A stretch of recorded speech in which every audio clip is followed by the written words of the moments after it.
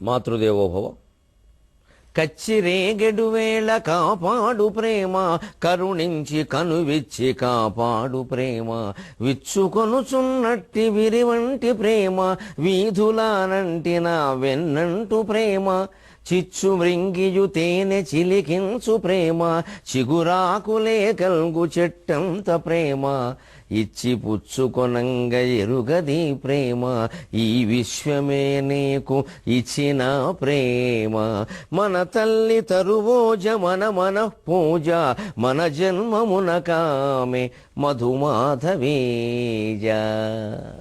ABN Andhra Jyothi ప్రేక్షక మహాశయులందరికీ నవజీవన వేదం అనే కార్యక్రమంలో 694వ భాగానికి స్వాగతం పలుకు. ఉన్నది లేదు లేనియది ఉన్నదటంచును పలుకునేతడు, ఏమున్నది వీని వాదమని ఒక్కట త్రోసిన త్రోయవచ్చు, నీవన్నది ఏది ఏది అని ఆత్మ నెరింగిన తేట తెల్లమో, నీ ఉన్నదటన్న ఉన్నయది ఊడినదన్నను ఊడిపోవు, నీవన్నది ఏది ఏది అని ఆత్మ నెరింగిన తేట తెల్లమవు. అద్వైతంలో గొప్పతనం ఏమిటంటే మనిషిని ఎవరి మీదో ఆధారపడమని చెప్పదు, నీ మీదే నువ్వు ఆధారపడు, నువ్వు ఆలోచించు. అంటే దేవుడు లేడనేవాడు కూడా అద్వైతాన్ని అంగీకరించవలసిందే. అద్వైతం అర్థమైతే దేవుడు ఉన్నాడని అంగీకరిస్తాడు. దేవుడు లేడు అనేటువంటి వాడిని నాయన దేవుడు పక్కన దేవుడు విషయం పక్కన నువ్వు ఉన్నావా అని అడగండి. ఉన్నానంటాడు వెంటనే. నువ్వెవరు? శరీరం అంటే నిరూపించమనండి. కాలు తీసినా ఆయన ఆయనే, చెయ్యి తీసినా ఆయన ఆయనే, మరి ఇంకెవరు శరీరం? ఏం తీసినా శరీరం అంటున్నా, శరీరం ఇంతకీ ఏది? శరీరం అనేది ప్రత్యేకంగా లేదు. ఇవన్నీ కలిసి ఉన్న ఒక రూపాన్ని తాత్కాలికంగా శరీరం అని పేరు ఉడుతున్నాం, వాడుకు నడవాలి కాబట్టి. సృష్టిలో ఏ వస్తువైనా మీకు అంతే. ఓ కుర్చీ, ఓ మంచం ఉంది, పట్టి అన్నాం, నిలువు పట్టి అన్నాం, నవ్వారు అన్నాం. మంచం ఎక్కడుంది? అవన్నీ కలిపిన ఓ భాగానికి మంచం అని పేరెట్టాం. అలాగే వస్త్రం అన్నాం, మనం అందులో ఉన్నవన్నీ పోగులే. విడిగా తీస్తే అన్ని పోగులే, కలిపిన రూపాన్ని వస్త్రం అని పేరు పెట్టాం. దాన్ని ఏదో అంచు అన్నాం, కంచు అన్నాం. అంతెందుకు తమలపాకు తీసుకోండి, దాని లోపల ఉన్నవన్నీ ఈనెలే, సన్న సన్న ఈనెలన్నీ కలిపి ఆకయింది. అక్కడికి పరిమితంగా ఒక ఆకారం ఇలా వచ్చింది, దాని పక్కన ఇంకో ఆకారం రావడం వల్ల ఇంతవరకు ఆకు అన్నారు మీరు. దాన్ని సూక్ష్మంగా చూస్తే అన్నీ ఈనెలే. అన్నీ ఈనెలే తప్పితే ఆకు లేనట్లే, అన్నీ అవయవాలే తప్పితే శరీరం ప్రత్యేకంగా లేనట్లే, అవయవాల జోడింపు తప్పితే ప్రత్యేకంగా శరీరం లేనట్లే, అన్నీ పోగులో తెప్పితే వస్త్రం ప్రత్యేకంగా లేనట్టే, అంతా ఒకే ఒక భగవత్ తేజస్సు తప్పితే ప్రపంచం ప్రత్యేకంగా లేదు. విశ్వం విష్ణువు. అన్ని ఆభరణాలు బంగారం ఎక్కడ? అన్ని బంగారమే తప్పితే ఆభరణాలు ప్రత్యేకంగా లేవు. ఊరికి ఆకారం కలిగిన దాన్ని అలా అనడం మనం అలవాటు పడ్డాం. ఇంతకీ ఆ ఆకారాన్ని అలా మనం అంటున్నాం.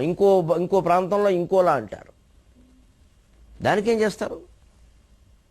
ఒక చోట ఊడుపులు అంటారు, ఇంకో చోట నాట్లు అంటారు. మొత్తం మీద నాటడమేగా. మా దగ్గర నాట్లు అంటారంటే మీరు కూడా నాట్లు అనంటే మాకు అది అర్థం కాదని అంటారు. చేసే పని ఒకటే. ఓ చోట ఊడుపులు, ఓ చోట నాట్లు, ఇంకో చోట ఇంకో పేరు ఉండొచ్చు. వ్యవహారం ఒకటే. అన్నీ బంగారమే. రూపాన్ని బట్టి, నగిషీని బట్టి ఆభరణం, ఫలానా ఆభరణం అన్నారు.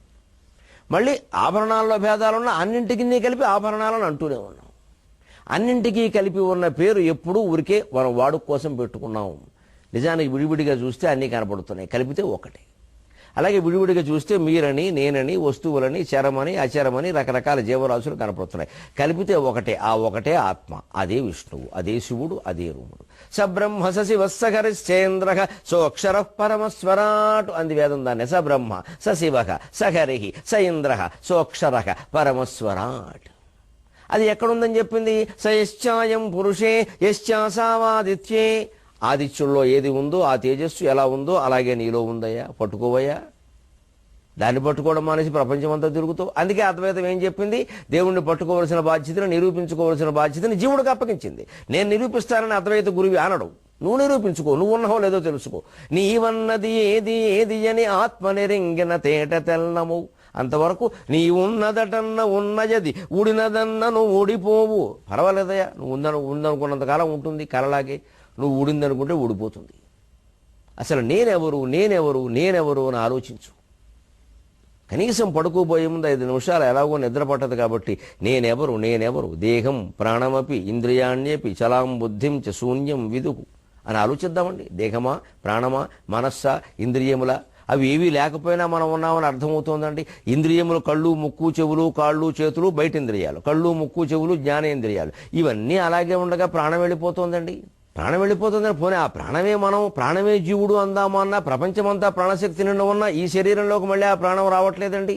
ఎలా ప్రవేశించిందో కూడా తెలియట్లేదండి. ఇదంతా మొత్తం సృష్టికి వెనకాల ఉన్న ఆత్మను నిరూపణ చేయట్లేదండి. ఈ చంచల తత్వం వెనకాల నిశ్చల తత్వం ఒకటి ఉందని తెలియటం లేదా? ఆ నిశ్చల తత్వే జీవన్ముక్తికి. అదే కదా భగవంతుడు. అంచేత నీవన్నది ఏది అని ఆత్మనిరింగని తేట తెల్లము. అదే వాదంతో ఆయన అందరినీ ఓడించగలిగాడు, అందరినీ ఒప్పించగలిగాడు. ఓడించడం సమస్య కాదు, ఒప్పించగలిగాడు.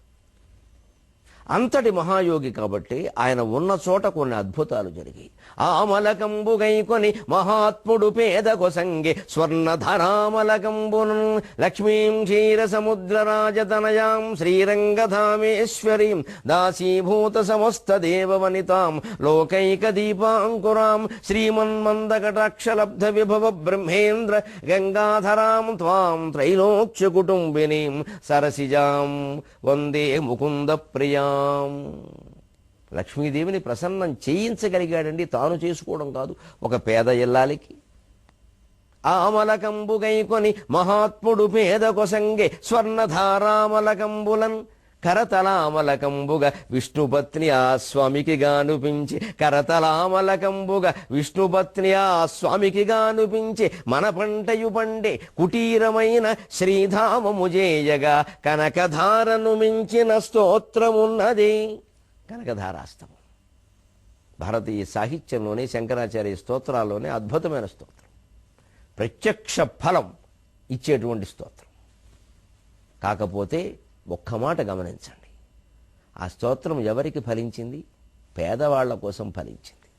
పేదవాళ్ళు చెయ్యాలి ఆ ప్రార్థన, డబ్బు ఉన్నవాళ్ళు చేయకండి. ఎంత వస్తే అంత మంచిదని మాట్లాడకండి. డబ్బు ఎంత ఎక్కువైతే జబ్బులు అంత ఎక్కువతాయి. డబ్బు ఉన్నవాళ్ళు చేయండి, పేదవాళ్ళ కోసం చేయండి. అబ్బాయి అది నచ్చదండి మనకి. ఈ స్తోత్రం మమ్మల్ని జపమని అడిగేవాళ్ళు, పారాయణ పెట్టించేవాళ్ళు, ఫలితాలు కోరేవాళ్ళు అంతా డబ్బున్న వాళ్ళే. గుడిసెలో ఉన్నవాడు కూడా అడగడండి ఆ విషయం, పాపం వాడు ఉన్నదాంతో సంతృప్తి పడుతున్నాడు. కానీ ఈ స్తోత్రం గుడిసెలో ఉన్న వాళ్ళ కోసం పుట్టింది, గుడిసె వల్ల పుట్టింది. స్వామి 7-8 ఏళ్ల వయస్సు ఉన్నప్పుడు బ్రహ్మచర్య నియమం ప్రకారం 7 ఏళ్లలో భిక్షాటం చేసుకోవాలనే నియమం ఉంది కాబట్టి, 7ో ఇంట్లో కూడా ఏమీ దొరకకపోతే ఆ పూటకు పస్తే కాబట్టి, ఆ పూట అనుకోని కారణాల వల్ల 6 ఏళ్లలో ఏమీ దొరకకపోతే 7ో ఇంట్లో కూడా ఇల్లాలు ఏమీ లేదు నాయన ఏం చేయమంటావు, మేమే పేదవాళ్ళం అన్నట్టుగా మాట్లాడితే, అయ్యయ్యో ఆ ఇల్లాలను చూశాడు ఒకసారి. ఆ చీరకే 2-3 చిరుగులు ఉన్నాయి. దండం మీద మరో చీర ఉందో లేదు, ఉందేమో అంతే. ఒంటి మీదో బట్ట, ఒంటి మీదో గుడ్డ, బండ మీదో గుడ్డ, ఇది పరిస్థితి. ఒంటి మీదో బట్ట, దండం మీదో బట్ట, అది ఆరితే ఇది విప్పి అది కట్టుకోవాలి, అంతకంటే పరిస్థితి లేదు. బ్రాహ్మణ కుటుంబం, ఏ కుటుంబం కులం పక్కనట్టు, పేదరాలు, కడు పేదరాలు. ఆయనకి చాలా బాధ కలిగింది. వెంటనే లక్ష్మీస్తవం చేశాడు. అంగం హరే పులకభూషణమాశ్రయంతి భృంగంగనేవ ముకుళాభరణం తమాలం అంగీకృతాఖిల విభూతిరపంగలీల మాంగళ్యదాస్తు మమ మంగళదేవతాయాః నమోస్తు నాళీక నిభాననాయై నమోస్తు దుగ్ధోదధి జన్మభూమ్యై నమోస్తు సోమామృత సోదరాయై నమోస్తు నారాయణ వల్లభాయై నమోస్తు హేమంబుజపీఠికాయై నమోస్తు భూమండల నాయికాయై నమోస్తు దేవాది దయాపరాయై నమోస్తు శార్ంగాయుధవల్లభాయై నమోస్తు దేవ్యై భృగునందనాయై నమోస్తు విష్ణోరురసిస్థితాయై నమోస్తు లక్ష్మ్యై కమలాలయాయై నమోస్తు దామోదర వల్లభాయై నమోస్తు కాంత్యై కమలేక్షణాయై నమోస్తు భూత్యై భువన ప్రసూత్యై నమోస్తు దేవాదిభిరర్చితాయై నమోస్తు నందాత్మజ వల్లభాయై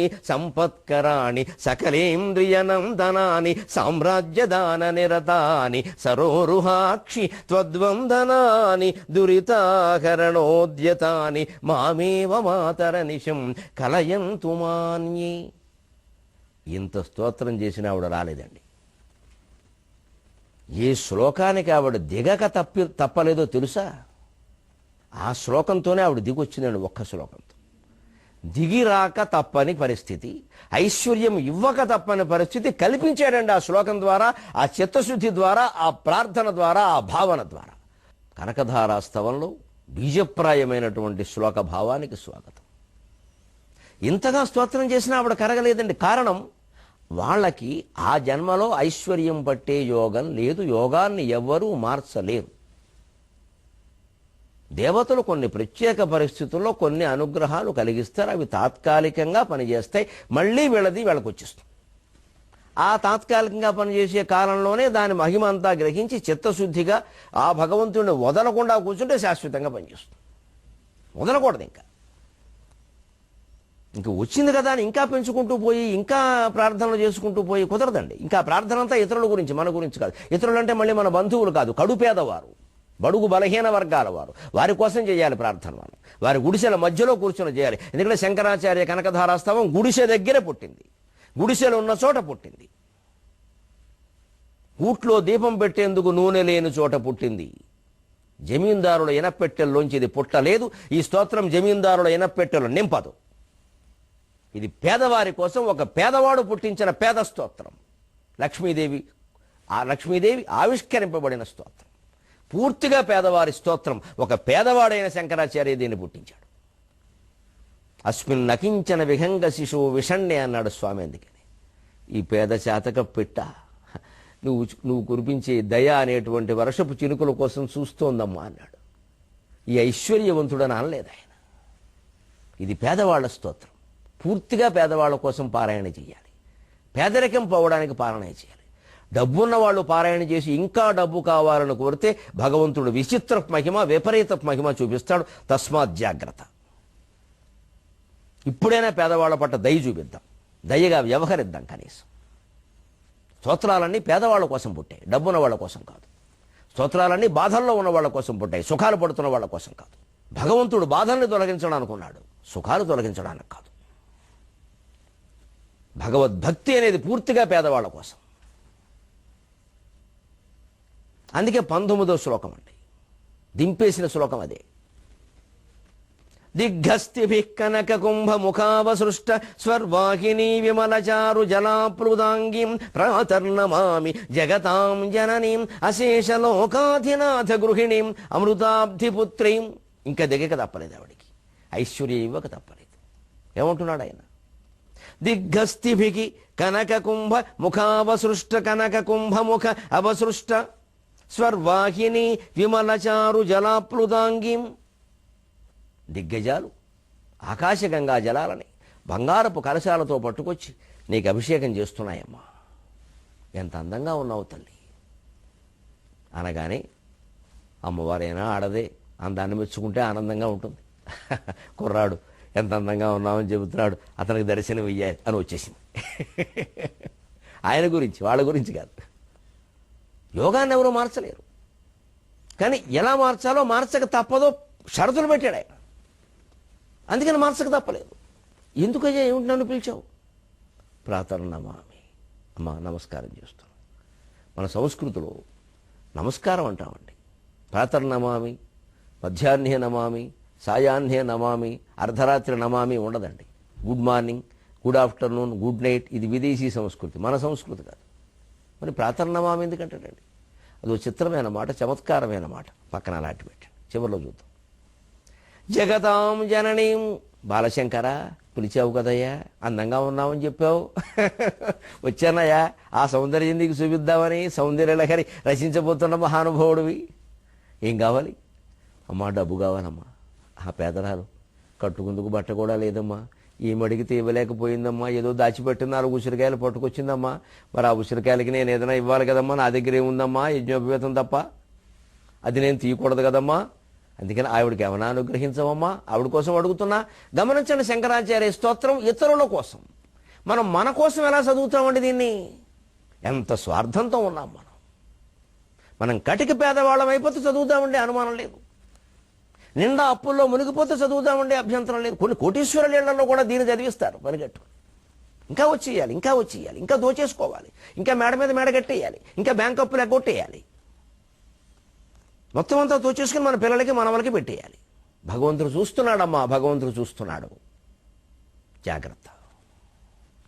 భగవంతుడు చూస్తున్నాడు, నిరంతరం చూస్తూ ఉంటాడు. ఆయనకి పగలు రాత్రి భేదం ఉండదు. నిరంతర జాగరూకుడు భగవంతుడు. మన పాపపుట ఆలోచనలన్నీ గమనిస్తున్నాడు. ఎప్పుడు వేసేయాలో ఆయనకు బాగా తెలుసు. చాలా జాగ్రత్త.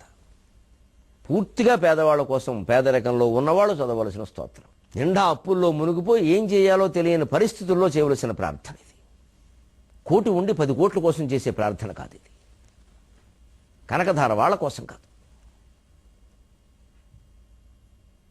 అందుకని నాకు డబ్బు కావాలమ్మా, అది బాగానే ఉందయ్యా, మరి వాళ్ళకి యోగం లేదు, నీకేం తెలుసు వాళ్ళ సంగతి, పూర్వజన్మలో వాళ్ళు అంత పుణ్యం చేయలేదు, ఎవరికి ఏమీ దానం చేయలేదయ్యా, లోభి దంపతులు, అందుకే అలా పుట్టారు, వాళ్ళ కష్టాలు వాళ్ళు అనుభవించాలి కదా, లేకపోతే నాకు మాత్రం జాలి లేదా, నేను వచ్చి అనుగ్రహించకూడదా, అలా అందరినీ అనుగ్రహించాలయ్యా, మరి కర్మ సిద్ధాంతాన్ని మార్చేద్దామంటే ఎలాగంటే, లేదమ్మా నేను వాళ్ళ కోసం నేను అడగట్లేదు, నేను చిన్నపిల్లాడిని, నాకేదో ఇచ్చింది ఆవిడ, నాకు ఆవిడకి ఏదైనా ఇద్దామని అనిపిస్తోంది, మా అమ్మలాగా అనిపిస్తోంది ఆవిడ, మరి నేను ఏదో ఇవ్వకపోతే ఎలాగమ్మా, నాకు ఇవ్వడానికి లేదు కాబట్టి నా తరఫున నువ్వు ఇవ్వమని, నా ఫీజు నువ్వు కట్టమన్నాడు ఆయన. నా స్కూల్ ఫీజు నువ్వు కొట్టమ్మా కొంచెం. సరే అయితే ఓ పని చేయ అబ్బాయి, నువ్వు మీ అమ్మగారిని అడగాలి, నన్ను ఎందుకు అడుగుతున్నావు, తక్కువ వాళ్ళు కదండి దేవతలు, నువ్వు మీ అమ్మగారిని అడుగు, నన్ను ఎందుకు అడుగు అంటే, నువ్వు మాకు అమ్మవి కాదా అన్నాడు. ఎలా అవుతానయ్యా, మీ అమ్మ ఆర్యాంబ కదా, ఆధార్ కార్డు మీద ఉంటుందిగా శివయోగి ఆర్యాంబ అని. అంటే వెంటనే జగతాం జననీ, అయితే నీకున్న జగన్మాత బిరుదు తీసేయమ్మా. ఇదండి శంకరాచార్య వాదన. ఎంత మేధాశక్తి చూడండి బాల్యంలో. నీకు జగన్మాత ఎందుకు బిరుదమ్మా, నాకు నువ్వు మాతవు కానప్పుడు, మా ఆర్యాంబ మాత్రమే నాకు తల్లి అయినప్పుడు, నీకు నాకు ఏ అనుబంధము లేనప్పుడు, దేవుడికి జీవుడికి ఏ అనుబంధము లేనప్పుడు మీకు జగన్మాత పేరు దేనికి? మన్మథమాత, బ్రహ్మమాత అని పెట్టుకో మీ ఆధార్ కార్డులో. నన్ను ఆధార్ కార్డు అన్నావుగా. దెబ్బకి లక్ష్మీదేవి ఏం మాట్లాడుతుందండి, ఓ నీ ఇల్లు బంగారంగా, కుర్రాడికని తెలివితేటలు ఉన్నాయి అని. సరేనయ్యా, ఇప్పుడు కాదంటే జగన్మాత బిరుదం పోతుంది. జగతాం జననీ అనగానే ఇంక మాట్లాడలేకపోయింది. నిజమే, నేను జగత్తుకంతరికి తల్లిని కదా, అంటే ఈయన కూడా నా బిడ్డే, నేను ఇవ్వాలి. బిడ్డ అడిగితే తల్లి ఇవ్వకపోతే ఎలాగా, తండ్రి అయినా కొంచెం ముందుకేస్తాడేమో. తల్లి ప్రేమ ఇచ్చి తీరుతుంది. పోపుల డబ్బాలో డబ్బులు ఇచ్చేవారు పూర్వం, అదో బ్లాక్ మనీ ఇచ్చేసేవారు, అవే ఖర్చు పెట్టుకునేవాళ్ళం. సరేనయ్యా తప్పదు, ఇద్దాం. పోనీ మామూలుగా ఎవరండి ఎగ్గొట్టేయాలి ఏదో రకంగా, ఎందుకంటే కర్మ సిద్ధాంతాన్ని మార్చకూడదు, అది దేవతలు చేయరా పని, సాధారణంగా చేయరు. అసాధారణ పరిస్థితి రప్పించాలి మనం. అదే ప్రేమ, అదే భక్తి, అదే అంకిత భావం, అదే త్యాగభావం, అదే సమర్పణ, అదే శరణాగతి. అసాధారణ పరిస్థితి శరణాగతి. అంజదా శరణం నాస్తిత్వమేవ శరణం మమ, అదే పరిస్థితి. అది కల్పించాడు. శంకర, నేను నీకు తల్లినే, నీ కోరిక తీర్చాలి, కానీ కొంతకాలం ఆగు, ఎందుకంటే నా దగ్గర ప్రస్తుతం డబ్బు లేదు. 3 మంది పట్టుకుపోయారు, బ్యాంకుల దగ్గర అందరూ అప్పులు తీసుకున్నారు. 5 లక్షల కోట్లు ఎవరూ కట్టట్లేదు. మీ ఆంధ్రదేశంలోనే ఉన్నారు, 1 లక్ష కోట్లకు సరిపడా పెద్ద పెద్ద నాయకులు పట్టుకో, మరి డబ్బులు లేవు, ఏం చేద్దాం అంటే వెంటనే అశేష లోకాధినాథ గృహిణి. అమ్మ నువ్వు Canara bank, Andhra bank, state bank కాదు కదమ్మా. అశేష లోకాధినాథ గృహిణి, 14 లోకాలు పరిపాలించే శ్రీ మహావిష్ణువుకు భార్యవై ఉండి నీ దగ్గర డబ్బు లేదంటే ఎవరు నమ్ముతారమ్మా? ఏ బ్యాంకులైనా డబ్బు లేకపోవచ్చు, ప్రపంచ బ్యాంకులో ఉంటాయమ్మా, నువ్వు ప్రపంచ బ్యాంక్ మాకు ఇచ్చేయి. మాట్లాడలేకపోయింది. శ్రీ మహావిష్ణువు భార్యవి, అన్ని లోకాలు ఎలా నడిపిస్తారమ్మా డబ్బు లేకుండా? తప్పించుకోవద్దమ్మా, ఇవ్వాల్సిందే. ఇదండి నిజాయితీ, చిత్తశుద్ధి ఉంటే దేవతలను నిలబెట్టేస్తాం అలాగా. అది స్తోత్రం. అప్పుడు కూడా ఆవిడ ఉంటుంది, ఈ నీళ్ళు బంగారంగాను, చిన్న కూరాడు కాదు, అమ్మో పిడుగులా ఉన్నాడు ఈయన, పెట్ట కొంచెం కోత ఘనం అని, వాదించడం కష్టంగా ఉందే అని అప్పుడు కూడా అందేవిడ. నిజమే మహావిష్ణువు భార్యనే, కానీ ఏమిటో ఈ మధ్య నాకు ఆయనకి కొంచెం పడ్డం లేదు, పెడమొహంగా ఉంది పరిస్థితి, నేను అడిగితే ఇస్తారో ఎవరో. అది కూడా పర్వాలేదమ్మా, నేనేం చేస్తాను దానికి, చిన్నకురాన్ని, తల్లిదండ్రుల మధ్యలో విభేదాలు ఉంటే. అయితే ఏం చేస్తారమ్మా ఆడవాళ్ళు, అమృతాబ్ధి పుత్రీం, పుట్టింటికి వెళ్ళిపోతారు కదమ్మా, కోపం వస్తే. పుట్టిళ్ళు ఎవరమ్మా, పాలసముద్రం, క్షీరసాగరం, అందులో ఏం పుట్టాయమ్మా, కామధేనువు పుట్టింది, కల్పవృక్షం పుట్టింది, చింతామణి పీఠం పుట్టింది, చంద్రుడు పుట్టాడు, 60,000 మంది అప్సరసలు పుట్టారు, ఉచ్చైశ్రవం పుట్టింది, స్వయంగా నువ్వు పుట్టావమ్మా. అటువంటి చోట డబ్బు లేకుండా ఉంటుందా? తాతగారిని అడిగి పట్టుకొచ్చేవమ్మా. కూతురు కొడుక్కి మరింత లోకువ తాతగారు, మాతామహుడు మరింత లోకువ. పితామహుడు కంటే లోకు ఎవరంటే మాతామహుడే. మాతామహుడు మెళ్ళ మీదకి ఎక్కేస్తారు, పితామహుడు మెళ్ళ మీదకి ఎక్కడానికి ఆలోచిస్తారు. అమ్మ తండ్రి, అమ్మకి చనువు, అలాగే అమ్మ ఎంత చనువు అమ్మ తండ్రి కూడా అంతే చనువు, మేనమామ కూడా అంతే చనువు. మేనమామ బాబాయ్ కంటే ఎక్కువ చనువు, పితామహుడు కంటే మాతామహుడు ఎక్కువ చనువు. అందుకని నాకు సముద్రం మాతామహుడమ్మా, మా తాతగారిని అడిగి పట్టుకొచ్చి. నీకు కదలలేదండి ఆవిడ. అయ్యి బాబోయ్, ఎక్కడో ఒక్కడి అమ్ముంటున్నాడు, ఇవ్వక తప్పదనమాట. సరేనయ్యా, కొంచెం కొంచెం ఆలోచించుకోవాలి. ప్రాతర్నమామి, పొద్దున్నే నమస్కారం పెడుతున్నానమ్మా, కాదనకు తల్లి. పొద్దున్నే రిక్షా ఎక్కితే రిక్షావాడు కూడా బేరం అనేవాడు, బోణి బేరం. ఏమిటా ఆ మాటలో, ఎక్కువ నీకైనా ఉండాలి నాకైనా ఉండాలి అంటాడు. ఏముండాలో అది ఒళ్ళు మండిపోతుంది. ఎక్కే అంటే వాడు 20 రూపాయలు అంటే 10 రూపాయలు బేర పడతాడు, ఎక్కువ ఏదో ఒకటి ఇదిగా కేళేపరం వేసుకుని అంటాడు. ఎందుకంటే పొద్దున్నే ఆ బేరాలు ఒప్పుకున్నాడు అనుకోండి, రోజంతా అలాగే గడుస్తున్న వాడికి నమ్మకం. వద్దంటాడు, శాఖం చేసేస్తాడు. అమ్మ నీకు పొద్దున నమస్కారం చేశాను, వృధా కాకూడదు. మనం ఎవరింటికైనా శ్రీరామనవమి సందాలకైనా వెళ్ళామనుకోండి, ఊళ్ళో వసూలు చేద్దామని, మొదట ఏదో రెడ్డి గారి ఇంటికి వెళ్తాం. ఆయన కొంచెం ఏమి ఇవ్వకపోతే, ఏమండి 1000 కాకపోతే 500 ఇవ్వండి, మీరు బోణి బేరం, మీరు ఇవ్వకపోతే ఎలాగా, పొద్దున వచ్చాం మీరు కాదంటే అంటారు. వెంటనే ఆయన కూడా ఏదో ఇచ్చి పంపిస్తాడు.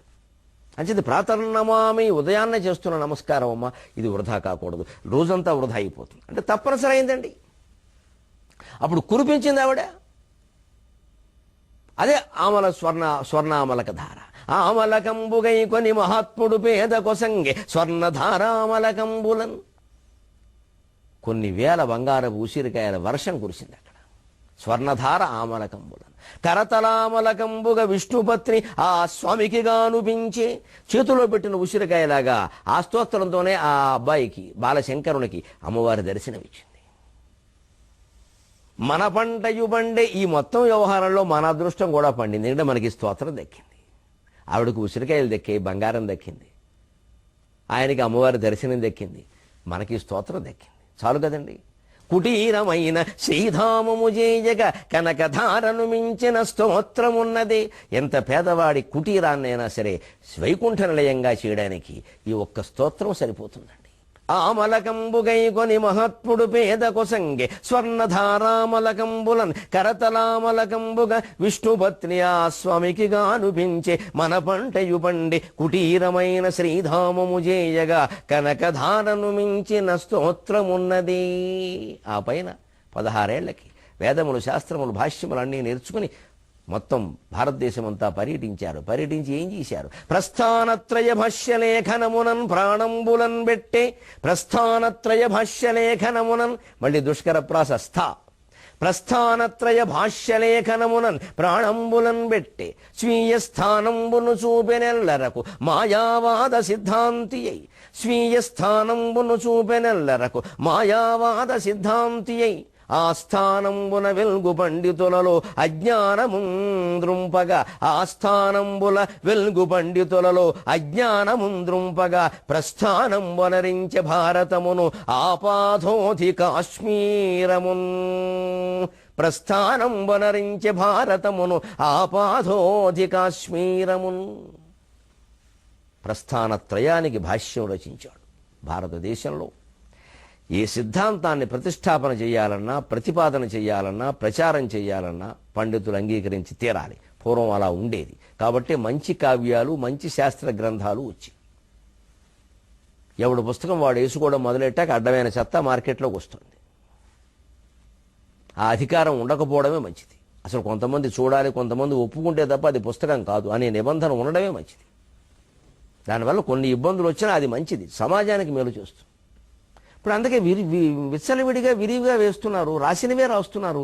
ఏవి అమ్ముడవడం లేదు, ఎవరు ఎక్కువగా కొనడం లేదు. పుస్తకాల షాపుల వాళ్ళు కూడా చాలా ఇబ్బంది పడుతున్నారు. ఎవరు చదవడం లేదు కూడా. ఏదో మహిమ మాయా ఉండి ప్రకటిస్తే కొంటున్నారు అంతే. పంచిపెడుతున్నారు, అవి కూడా చదవడం లేదు. జ్ఞానం వృద్ధి చెందట్లేదు. ఇంకెవరన్నా కాస్త రాజకీయాలు తెలిసిన వాళ్ళు, పిఆర్ఓ, పబ్లిక్ రిలేషన్స్, ఏ మంత్రి గారిన పట్టుకోవడం, ఓ లైబ్రరీలకు అన్ని జిల్లా శాఖ గ్రంథాలయాలు, అదో దండగా. అక్కడ ఎవడు అసలు వెళ్ళడం, అక్కడ చదివేది మళ్ళీ దినపత్రికలే. ఈయనకి డబ్బు వస్తాయి. ఈయనకి డబ్బు కోసం ఆ పుస్తకం రాసింది. డబ్బు సంపాదించడానికి చాలా ఉన్నాయండి, పుస్తకం ఎందుకండి?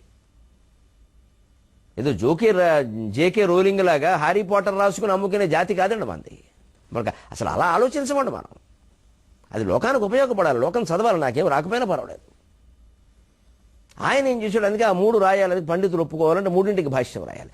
ఆ ప్రస్థానత్రయములే ఉపనిషత్తులు కనీసం 10, ఆ పైన బ్రహ్మసూత్రాలు, ఆ పైన భగవద్గీత. ఈ 3ంటిలోనూ నేను చెప్పిన సిద్ధాంతమే ఉంది అని వ్యాఖ్యానపూర్వకంగా సహేతుకంగా రుజువు చెయ్యాలి. ఏదో మంత్రాలు, మాయలు, మహిమలు ప్రకటించకూడదు అక్కడ. ఇది ఫలానా ఆయన చెప్పారు కాబట్టి నిజం అనొద్దు. ఎందుకు నిజమో చెప్పవలసిందే, స్వయంగా బ్రహ్మదేవుడు చెప్పినా సరే. అంచేది ప్రస్థానత్రయ భాష్య లేఖనమునన్ ప్రాణంబులను ప్రాణం పెట్టి రచించాడండి వ్యాఖ్యానమైన బ్రహ్మసూత్రాలకి, భగవద్గీతకి, ఉపనిషత్తులకి. నా అదృష్టం వల్ల భగవద్గీతకు ఆయన రాసిన భాష్యాలను చదవగలిగాను. ఉపనిషత్తులకు ఆయన రాసినటువంటి భాష్యాలు కూడా రామకృష్ణ మఠం వారు సరళీకృతం చేసి వేశారు కాబట్టి అవి కూడా సుమారుగా 6 ఉపనిషత్తుల వరకు నేను చదవగలిగాను. ప్రస్తుతం తైత్తిరేయం నడుస్తోంది. బ్రహ్మసూత్ర భాష్యం కూడా నాకు మంచి వ్యాఖ్యానంతో దొరికింది, చదువుతున్నాను సులభంగా తెలియజేయడానికి. అవి చదివితేనే ఏ సిద్ధాంతైనా ప్రతిపాదించగలం. అవి చదువుతున్నాం, అర్థమవుతోంది కాబట్టి ఇంత ధైర్యంగా మాట్లాడుతున్నాం. మళ్ళీ 23:30 గంటల్లో కలుద్దాం.